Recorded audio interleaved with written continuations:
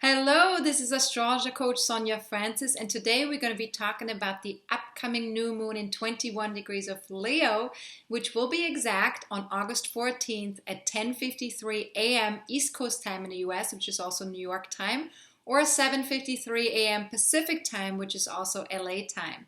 Now, this is a new moon cycle. It's an introverted time. It's a time where we go within to tap into the new seeds that we want to be planting for the new lunar cycle.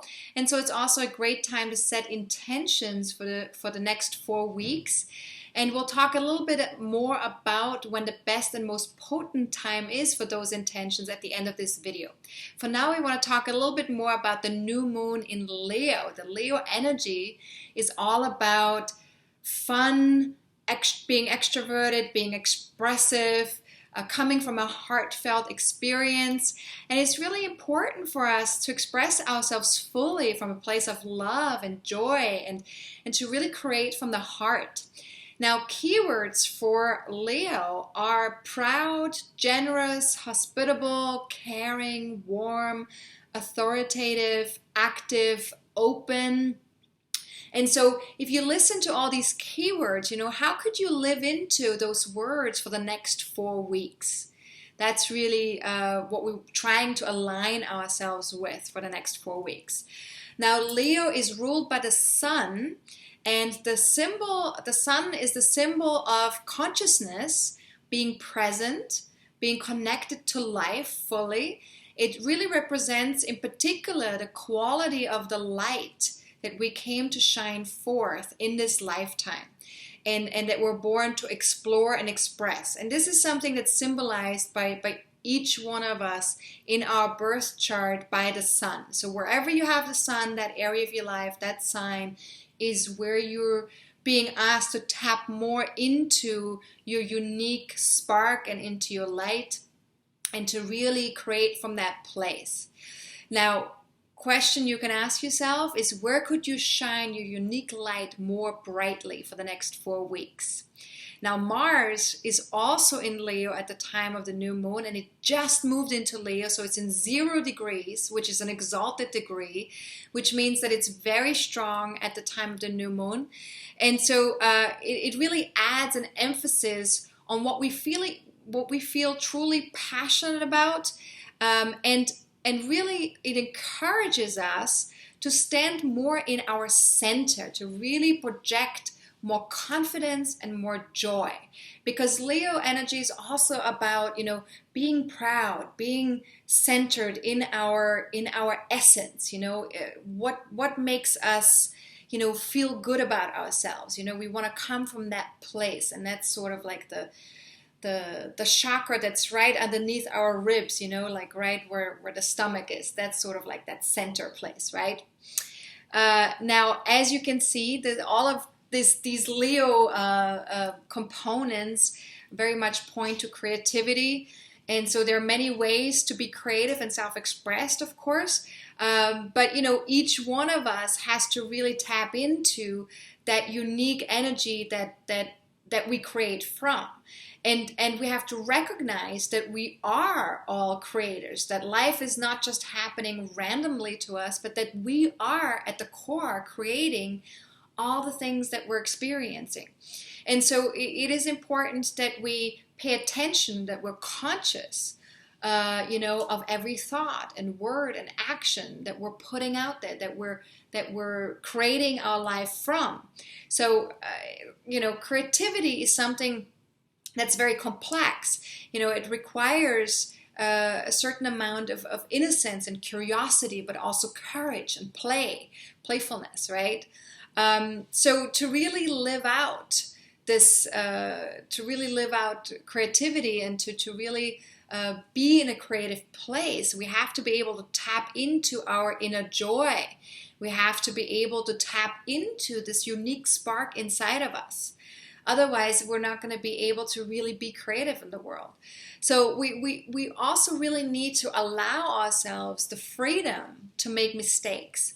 And that's very big, because creativity really thrives on love and permission, and it very much gets stifled when there's judgment or fear. And so if you have experienced in your childhood a lot of judgment and restriction around being yourself, being your own spark, and tapping into your own joy and creating from that place, then it's probably going to be a little bit more difficult for you to really be fully creative as an adult, because that's the conditioning that we're receiving. So if look to see as a child, where were you able to be in that place of complete joy?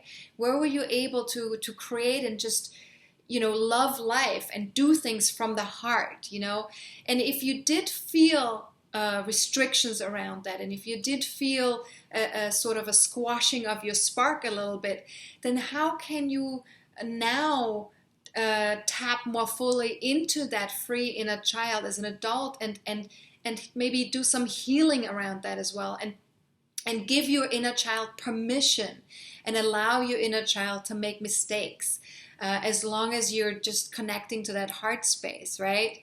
So take a look inside and see, where are you ready to play and create, as you're tapping into that inner child place. So there is a question you can ask yourself with that as well, of course. What does your inner child need to really come out and play? And that's a great question to ask, especially if you have experienced some kind of restriction or some kind of stifling of that inner child energy at some point growing up. So really check to see how can you support your inner child, how can you give your inner child what it needs so that you can express that more fully for the next 4 weeks. And try asking it in a very gentle and direct way, because that will be very helpful too for that inner child to come out and talk to you and really feel more confident to come out. The new moon also aligns to Venus in a very, very close way. So that really supports us to bring a more softer, more friendly, and more loving approach to that connection that we have with our inner child, or that we have with children in general as well, also in the outside world. So that's going to be very beautiful to be able to have that more gentle, softer approach. Venus has been retrograde for a couple of weeks now, really wanting us to reassess our priorities and take a closer look at what stands between us and our being happy in the moment, in the here and the now. So some questions you can ask yourself with that is, what does bring you joy? Not just in general what brings you joy, but in every moment of now. Where can you tap into your joy? In every moment. And I mean, obviously there might not be joy every single moment of time, but just to check in the here and now, because very often we have this concept that joy is something that we get, or that we get to experience once we have this and this and this and this and this and this and this in place, or once we can do this, then we can have joy. So very often our happiness or our joy depends on going somewhere or achieving certain things, and we neglect to see that there can be joy already in the moment without needing to achieve something, without needing to go anywhere, that there is already joy in us, and that we just need to tap into that. So that's a great question to ask yourself. Now, Venus retrograde in Leo also encourages us to enjoy life, allow more time for inner satisfaction, because Venus retrograde has to do with tapping into this energy from within. And we're being invited to take more breaks for experiencing more pleasure and more playfulness in our lives, And some of the questions you can ask yourself with that is, what have you always wanted to do? What have you always wanted to be? And what would an inner child play date look like? And I think that last question is really fantastic. So for the next 4 weeks, just be with that question, or with all of those questions, what would an inner child play date look like? Because once you ask that question, there's already images that pop up, and just go with it. Go with the images that come to mind and the excitement that you feel when you see these images in terms of having a play date with your inner child, right? Now, there are some other components that are connected to this new moon that I want to mention briefly as well. Chiron in Pisces is making a somewhat challenging connection to the new moon. And so this is asking us to make some internal adjustments and to allow ourselves to get some rest and some healing time alongside with the playtime. So it's time to kind of maybe go a little bit within as well, because the Leo energy is more extroverted, the Pisces energy is more introverted. So there is a need for adjustment there, obviously. So we're invited to really open our hearts and fully love ourselves, others, life itself. But we need to trust that we're always loved already, that the energy of love is everywhere. Just from an internal place, and that everything is already forgiven, that there's nothing that we need to forgive or that somebody else needs to forgive us for, or that life needs to forgive us for, that everything is all okay all the time. So questions you can ask yourself with this placement is, how does your internal experience vary from your external experience? Because you might have sort of like a discrepancy between the two that you might feel internally. And so you want to kind of give that space a little bit and just allow yourself to make some adjustments around that. And then also you can ask yourself, what if you were already forgiven? What if there was nothing ever to forgive? What if you can just, make mistakes, be playful, do your thing and just know that whatever feels wounded within you, it's not something that has to stay. It doesn't have to stay something that's being criticized by you or by other people. It can be forgiven completely. There's always that option. Another component of this new moon is Uranus in Aries is making a trine to the new moon and Venus. That's very beautiful because that's a harmonious aspect that urges us to be true to ourselves and make any changes that help us realize our personal vision for life. So questions you can ask yourself with that is, what is the ideal world that only you can see? And what might your talent help bring into being? So basically, when we visualize, what would we like the world to look like in the future? How would we like it to be? Our interactions with other people, our own lives, for the collective, for us individually speaking. And how can my own talents make that happen? How can my own talents be a sort of like a path towards that future, that we're seeing clearly in our mind's eye. Now, Mercury is another component of this new moon, which is in Virgo at the time, and trines Pluto in Capricorn. And this really supports our feeling more empowered with our word and with our inner dialogue and anything we're trying to share with other people, especially if it's in connection to health, improving our daily routines, or being of service. I also talk in great detail about that in my video where I talk about Jupiter moving into Virgo, because Jupiter in Virgo is very much about the expansion of the Virgo energy. And this aspect is also a part of that as well. So feel free to watch also my video on Jupiter and Virgo that I just recorded. And with this aspect, do investigate your own feelings, including your fears about long-term goals, about day-to-day work, and approach it in a very realistic way and look at what needs to be done next for you. We have a lot more clarity right now with that, with Mercury and Pluto coming together in this harmonious way. And it's also a chance for us to scrutinize anything disempowering, because of course Pluto is the planet of empowerment, but it also shows us where we feel disempowered sometimes.